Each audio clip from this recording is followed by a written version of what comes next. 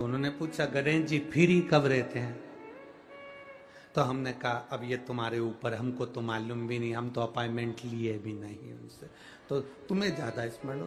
तो आप शंकर जी की कथा करते हो, आपको नहीं मालूम कि गणेश जी कब फ्री रहते हैं? हमने कहा गणेश जी फ्री रहने का केवल एक समय होता है, एक टाइम होता है, एक पल होता है, एक घड़ी होती है कि गणेश जी महाराज हमारे घर में आ गए।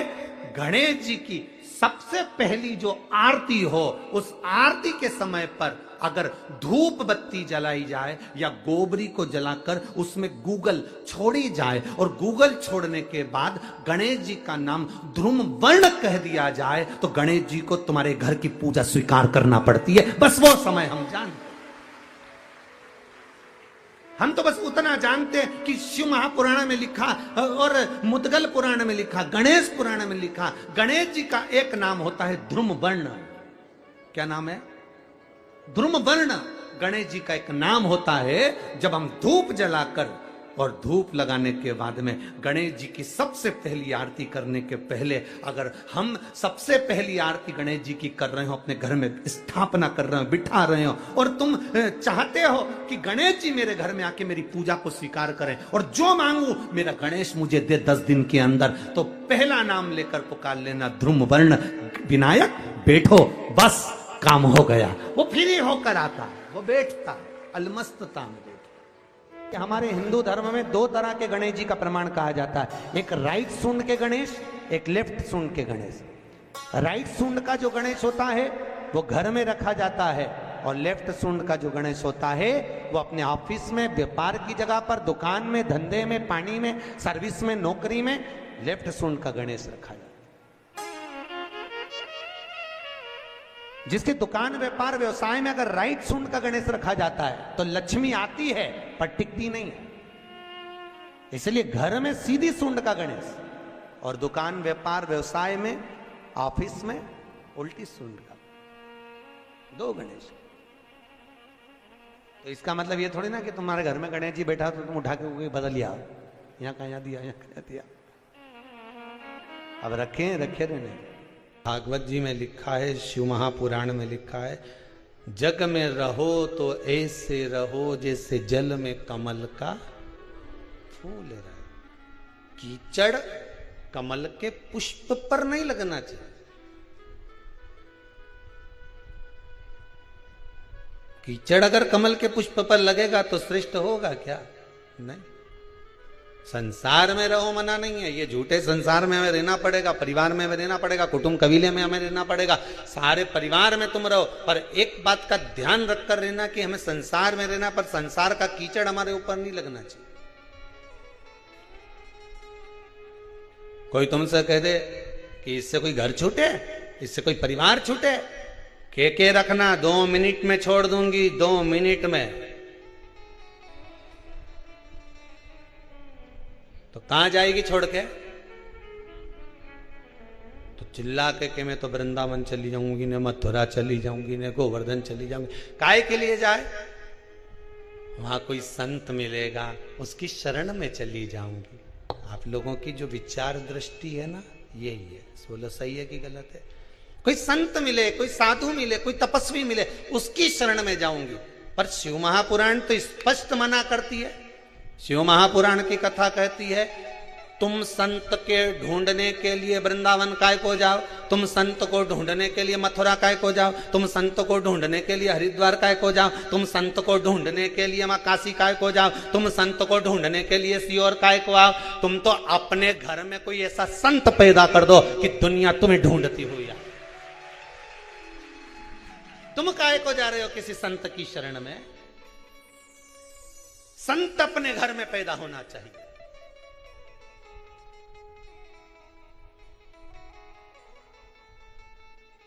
जिसको देखो रोती रोती एक ही बात कि मैं तो किसी संत की शरण चली जाऊं। काहे को जाए? शिव पुराण तो कह रही घर में संत पैदा होना चाहिए, सब प्रयास करो। 25-50 लोगों को बिठा कर देखना, बात करके देखना, और साहब तुम्हारा कितना बच्चा? तो क्या हमारा 2-3 बच्चा। अच्छा, तुम्हारा कितना बच्चा? क्या हमारा 2। कोई क्या हमारा 1। कभी से पूछो छोरी कहीं कर रही है? बस मन है मेरा, मैं उसको डॉक्टर बनाना चाहती हूं। हो उससे पूछा तुम, बस मैंने तो सीए की पढ़ाई में लगा दिया उसको, सीए बनाना चाहूँ। कोई तुमसे पूछे तो तुम क्या जवाब दोगे? बोलते जाओ मैं सीए बनाना चाहूँ, कोई कि मैं इंजीनियर बनाना चाहूँ। 50 लोगों को क्या, पूरी पृथ्वी के लोगों को बिठा कर देख लेना, 50 रिश्तेदारों को बिठा कर देख लेना, एक ही बात के, कोई कि मैं इंजीनियर बनाना चाहूँ, कोई कि मैं डॉक्टर बनाना चाहूँ, कोई कि मैं अपनी छोरी के कलेक्टर बनाना चाहूँ, पर आज तक किसी के मुंडा से नहीं निकला कि मैं इसको सावित्री और सीता बनाना चाहूँ।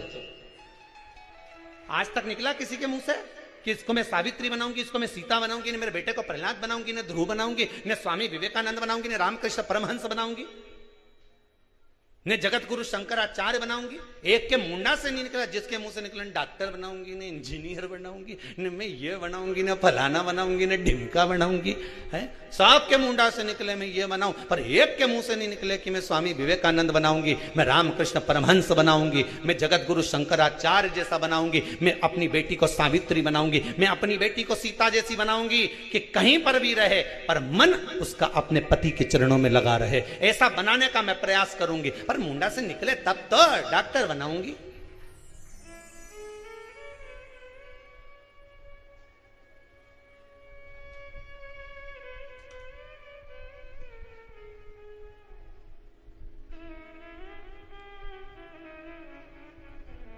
सबको धन दिख रहा है, इंजीनियर बनेगा मेरा बेटा तो खूब जम के बोलो कमाएगा, डॉक्टर बनेगी मेरी बेटी खूब कमाएगी, सीए बनेगा मेरा बेटा खूब कमाएगा, ये बनेगा तो खूब कमाएगा। एक दिन कलम और कटार दोनों में लड़ाई हो गई। कटार ने कलम से कहा कि कलम गजब की है रे तू, मैं तो साल 2 साल में एक बार लोगों को काटूं, पर तू गजब करे रोज काटती फिरे। कलम रोज ना जाने कितनों को काट देती है। जिसकी पास धन नहीं, संपदा नहीं, वैभव नहीं, किसी के यहां गए, साहब देखना मेरी तबीयत खराब है, कलम ने लिख दिया जाओ ये जांच कराओ, कटा कि नहीं कटा? जरा सा सिग्नेचर करा, टेंडर पास, कटा कि नहीं कटा? कटार तो केवल साल भर में 6 महीने में एक बार काटती है, पर कलम तो रोज सुबह से लेकर शाम तक काटती रहती है, ना जाने कितनों को काटती है, कितनों को। दोनों में विवाद,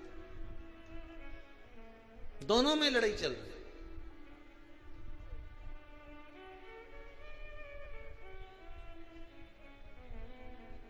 अपने बच्चों को स्वामी विवेकानंद बनाने का प्रयास तो करो।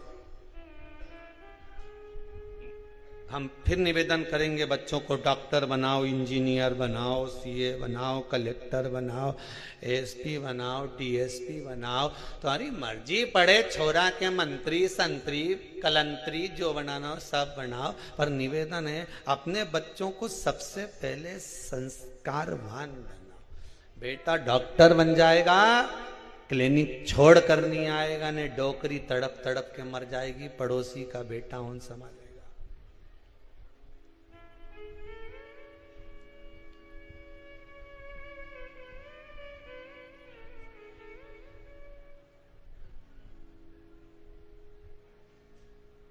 बड़ा सुंदर भाव व्यक्त करता है।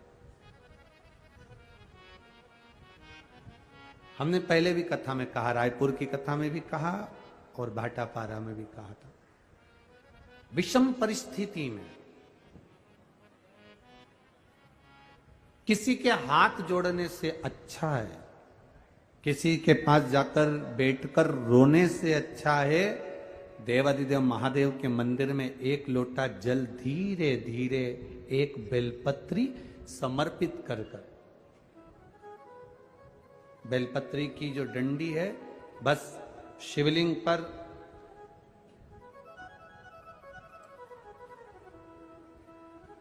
ये शिवलिंग, ये जलाधारी, ये माता पार्वती जी का हस्त कमल शिवलिंग, ये बेलपत्री ये दंडी का जो मुख है वो अशुक सुंदरी की ओर समर्पित कर कर एक लोटा जल धीरे धीरे, बिल्कुल धीरे धार में अपने हृदय की बात बाबा से दिल से कहते हुए, बाबा बहुत दुखी हूं, बहुत कष्टमय जीवन, बाबा बहुत तकलीफ में जीवन चल रहा है और तू ना संभालेगा तो संभालेगा कौन?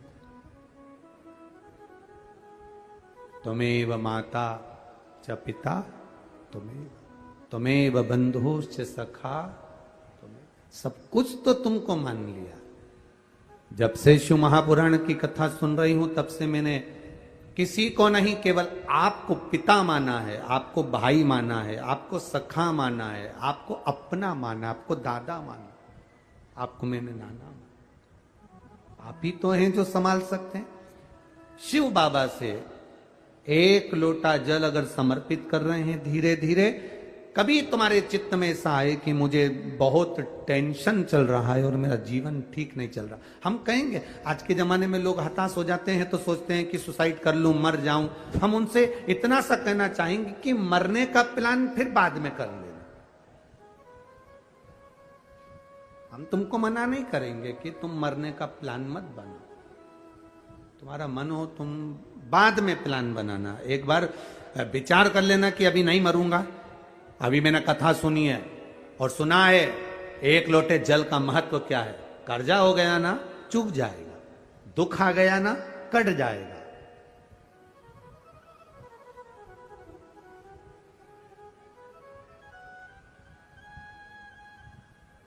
कर्जा भी हो गया तो कटेगा, मिटेगा। मरना उसका कोई एक प्लान नहीं है कि कर्जा तुम मर जाओगे तो कर्जा तुम्हारा चूक जाएगा। ना ना ना ना, कर्जा हो गया ना चुकाएगा बाबा। तुम्हारा विश्वास दृढ़ रखो, अपने भजन के बल को बढ़ाओ, शिव मंदिर में जाने का समय का आनंद पाओ, शंकर जी पे एक लोटा जल चढ़ाओ तो दिल से चढ़ाओ, राम नाम कृष्ण नाम शिव नाम जो जप रहे हो उसको दिल से जपो, भगवान की भक्ति दिल से करो। आया हुआ समय, आया हुआ दुख कटेगा, थोड़ा समय लगेगा, धीरे धीरे धीरे धीरे वो कट जाएगा।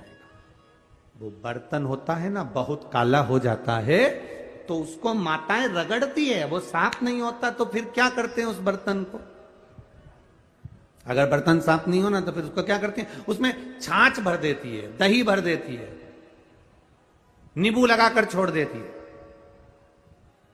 खट्टी चीज से वो साफ हो जाएगा। तो थोड़ा अगर समय लग रहा है और लगे कि तुमको कि ये ठीक नहीं हो रहा तो समझ लेना कि भगवान ने भी कोई छाछ भर दी होगी। भगवान सुन क्यों नहीं रहा? भगवान ने भी कोई दही भर दिया होगा। ये समर क्यों नहीं रहा? ये ठीक समय आ क्यों नहीं रहा? आएगा। थोड़ा बाबा पर भरोसा रखो, विश्वास रखो, सारी समस्या का हल एक लोटा आप बाबा को समर्पित करो। बोल बम का नारा है, बाबा एक उसके सहारे जियो ना। हम क्यों संसार वालों के सहारे जियो? मेरा भोलेनाथ आपको ना कभी दासी बनाना चाहता है, मेरा भोलेनाथ ना आपको कभी नौकर बनाना चाहता है, मेरा भोलेनाथ ना कभी आपको सेविका बनाना चाहता है। मेरा भोलेनाथ तो आपका हाथ पकड़कर इस संसार सागर से, भव सागर से उन्नति की ओर आगे बढ़ाना चाहता है। वो आपको डूबने नहीं देगा, वो आपको नष्ट नहीं होने देगा, वो आपको तकलीफ में नहीं आने देगा, वो आपको कष्ट की ओर नहीं जाने देगा। वो शिव तत्व है, वो शंकर, वो खड़ी पिताना, मेरा देवादित्य महादेव, वो शिव तत्व है। सुयशा मैं तुम्हें दासी नहीं बना सकता, सुयशा मैं तुम्हें सेविका नहीं बना सकता। तो सुयशा ने कहा फिर कोई सेवा मुझे दे दीजिए। शिव जी ने कहा सुयशा तुम नंदी से विवाह कर लो और नंदी से विवाह कर कर तुम नंदी की धर्म पत्नी बन जाओगी। और नंदी की अगर धर्म पत्नी तुम बन गई तो जिस जगह पर नंदी मेरे मंदिर के बाहर बैठा रहेगा,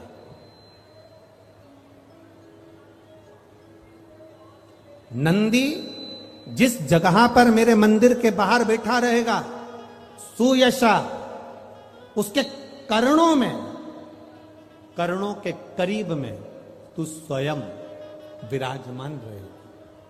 सुयशा, जब कोई नारी, जब कोई पुरुष, जब कोई बच्चा, जब कोई बुजुर्ग, जब कोई भी संसार सागर में रहने वाला मानव मेरे मंदिर में आएगा और नंदी के कान में कुछ कहकर जाएगा, तब तू उसको सुनकर मां पार्वती से कहेगी। और पार्वती जब मेरे साथ प्रतिदिन प्रदोष काल में, प्रदोष के समय, शाम के समय भ्रमण पर जब पार्वती मेरे साथ जाएगी, तो पार्वती मैया जिसके सामने नंदी को रोक देगी, मैं उसके ऊपर कृपा करते हुआ चले जाऊंगा। ये हमारा भाव शिव महापुराण की कथा वर्णन कर रही,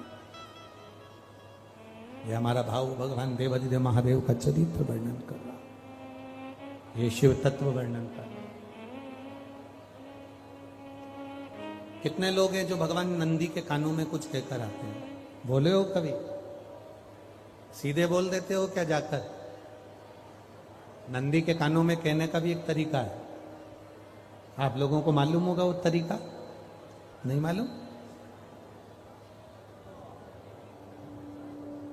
बेलपत्री की जो डंडी रहती है ना, बीच का जो भाग है, ध्यान दिए ना जरा सा, ये बीच की जो डंडी है, फिर से देखिए, बेलपत्री के 2 पत्ते और उसके पास में जो बीच की जो डंडी का भाग है, दिख रहा है आप लोगों को? ये 2 डंडी, ये बीच की 2 पत्ती और उसके बीच में जो 2 डंडी का भाग होता है। जब हम देवाधिदेव महादेव से कोई बात कहने वाले होते हैं ना, कि बाबा बहुत दुखी हूं, बाबा बहुत तकलीफ चल रही है, बाबा मैंने कंपटीशन एग्जाम में परीक्षा दी है, बाबा मेरे जीवन में ये तकलीफ हो रही है, बाबा, तब इस बेलपत्री की जो ये डंडी होती है, इस उंगली से, इस अंगुष्ठ से इस डंडी को पकड़ा जाता है और बाबा के कर्ण में कहने से पहले ये हाथ को नंदी के ऊपर रखकर फिर हम बाबा के नंदी के कानों में कहते हैं और चलते समय इस बेलपत्र को अशोक सुंदरी की जगह पर चढ़ाकर वापिस सजाते हैं। देवाधिदेव महादेव को पार्वती की बात मानना ही पड़ती है और वो कहना ही पड़ता है। ये बेलपत्र की महत्व है। ये जितना फल एक बेलपत्र की पत्ती में, उतना की उतना फल हम आपसे फिर कहेंगे।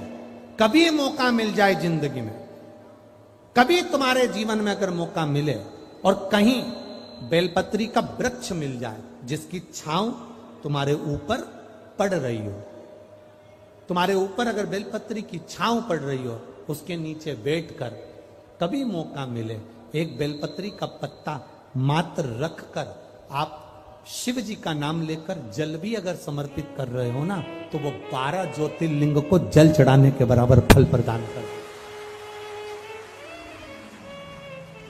एक बेलपत्री का पत्ता, एक बेलपत्री का वृक्ष, एक बेलपत्री के वृक्ष की छांव हमारे जीवन को कृतार्थ कर देती है, धन्य कर देती है। कृतार्थ। एक पिता का काम है बेटी को अच्छी सीख दी। घर में थोड़ा थोड़ा विवाद चलता रहता है, कोई की बुद्धि कई बार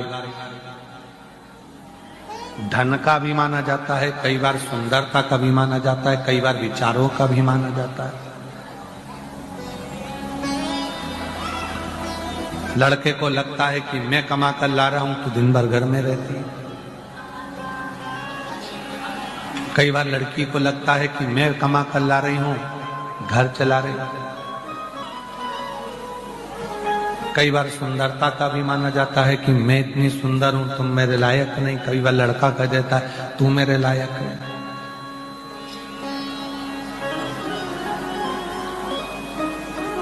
इन सभी अभिमानों से दूर हटकर यदि परिवार को सही से चलाना है तो शंकर पार्वती जी के जीवन को देखिए।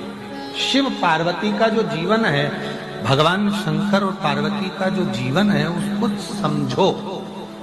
कहाँ हिमालय राज की पुत्री मां पार्वती जी और कहाँ देव अधिदेव विचार करो, धन परिपूर्ण है, संपदा परिपूर्ण है, सुंदरता परिपूर्ण है, उसके बाद भी बाबा भोलेनाथ जी के साथ में परिवार को लेकर कैसे चलते हैं, ये शिव कथा बताती है, ये भगवान शंकर का चरित्र बताता है। थोड़ा सा विवाद हुआ, अदालत में पहुंच गए तलाक की बात करने के लिए, इसको श्रेष्ठता नहीं कहते। जितनी मेरी बेटियां बैठी हैं और जितने मेरे बेटे बैठे हैं, आपसे एक निवेदन है,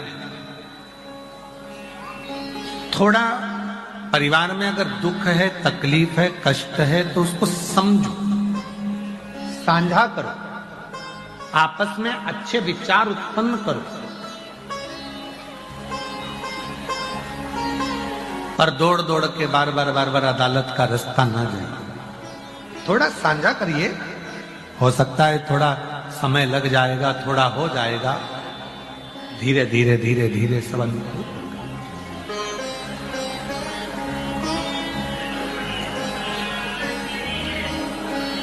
पर आज का समय ऐसा हो गया है, आज का समय ऐसा हो गया कि लोग एक अंश मात्र भी टेंशन अपने दिमाग में लेना ही नहीं चाहते। हम भी चाहते हैं कि तुमको टेंशन नहीं हो, पर छोड़ देना क्या टेंशन खत्म हो जाएगा? रिश्ते खत्म कर देने से क्या टेंशन खत्म हो जाएगा? फोन पर बात नहीं करने से क्या टेंशन खत्म हो जाएगा? उसका मुख नहीं देखोगे तो क्या टेंशन खत्म हो जाएगा?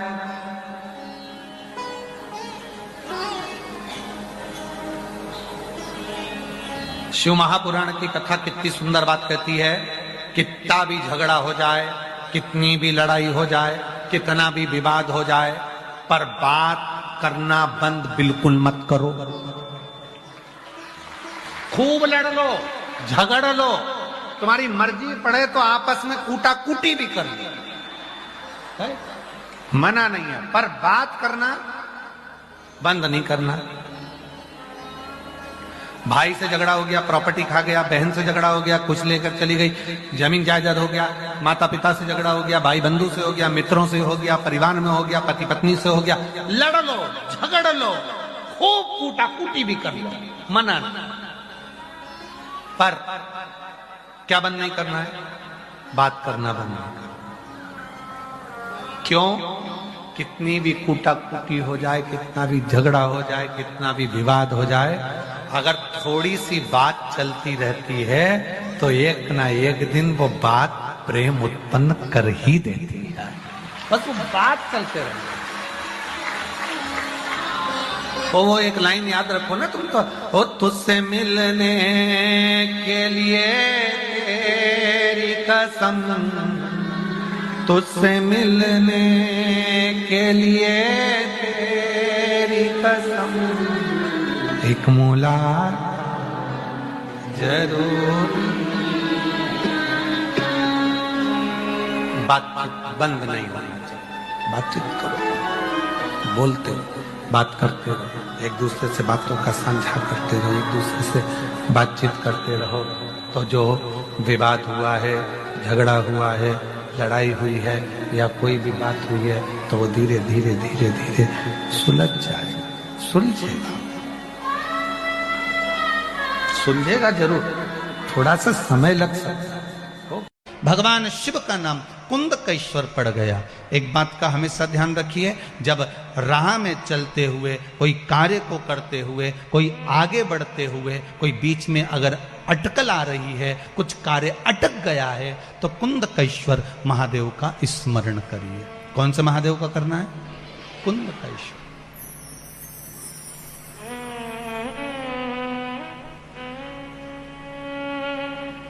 कुंदकेश्वर महादेव का स्मरण करिए। अच्छा, कई लोग एक प्रश्न करते हैं, गुरुजी ये बताओ कि आप बताते हो कि कुंदकेश्वर का स्मरण करो या उद्धूतेश्वर का स्मरण करो या फिर ये देवता का स्मरण करो महाराज, तो ये मंदिर में जाना पड़ता है क्या इनके? तो शिव महापुराण की कथा कहती है आप किसी भी मंदिर में जाएंगे और जिस देवता का नाम लेकर आप जल चढ़ाएंगे, उस समय पर वो देवता उसको स्वीकार कर लेता है। आप जिस मंदिर में जा रहे हो, आप किसी मंदिर में जाकर पशुपति व्रत कर रहे हो तो पशुपतिनाथ उसको स्वीकार कर लेगा। आप किसी मंदिर में जाकर केदारनाथ जी के नाम से जल चढ़ा रहे हो, केदारनाथ भगवान उसको स्वीकार कर लेगा। आप किसी मंदिर में जाकर त्र्यंबक के नाम का जल चढ़ा रहे हो, त्र्यंबकेश्वर भगवान उसको स्वीकार कर लेगा। आप किसी मंदिर में जाकर महाकाल के नाम का जल चढ़ा रहे हो, महाकालेश्वर बाबा उसको स्वीकार कर लेगा। वो उसको प्राप्त कर लेता है, वो उसको ग्रहण कर लेता है।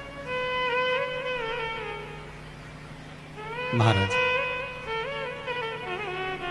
श्री शिवाय नमस्तुभ्यम, श्री शिवाय नमस्तुभ्यम। कुंदकेश्वर महादेव का नाम का स्मरण कर लेने पर जीव सुख आ जाता है। आज एक कोई इन्हीं पंडित श्री रमेश मेंदोला मित्र मंडली का ही कोई एक सदस्य सुबह मिलने के लिए आए थे, शायद वो बैठे भी होंगे।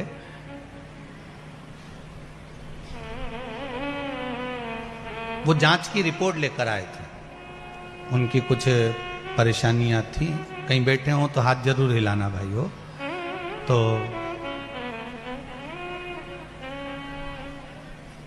मस्तक पर उनके बिंदी लगी हुई थी और उन्होंने कहा, गुरुदेव डॉक्टर ने इतनी सारी बीमारियां बता दी थी और बहुत घर के लोग टेंशन में आ गए थे, पर मेरे घर के माताजी ने कुछ उपाय भगवान शंकर के कुंदकेश्वर महादेव के करे और कहा 3-4 दिन से कथा सुन रहे हैं ना, और गुरुजी बोल रहे हैं कि 3 महीने में रिजल्ट आएगा। अगर मैंने दिल से शिव महापुराण की कथा सुनी है तो तू आज जांच करा क्या। सारी जांच भगवान शंकर के भरोसे पर आई। वो अगर कथा में बैठे हो तो जरूर हाथ हिलाना भाई हो। तो उन्होंने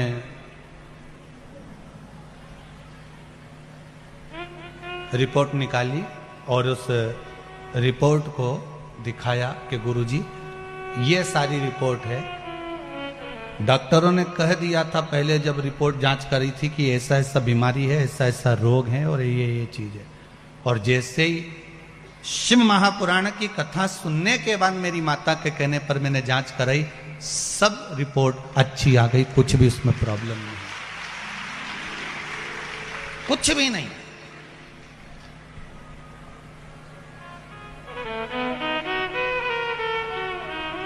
आप बाबा पर विश्वास करते हो तो बाबा आपका साथ देता है।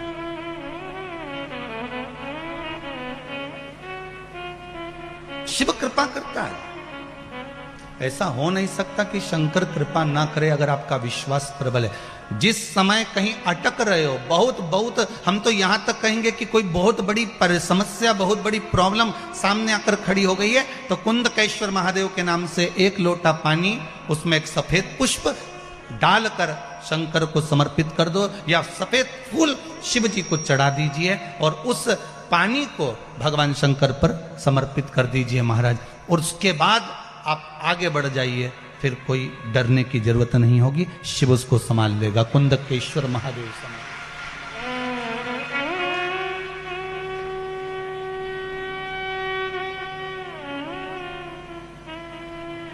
फिर वो देवादिदेव महादेव उसको संभालेगा, उसके सिवाय कोई दूसरा संभाल भी नहीं सकता। संभालने वाला वो शंकर ही हो सकता है।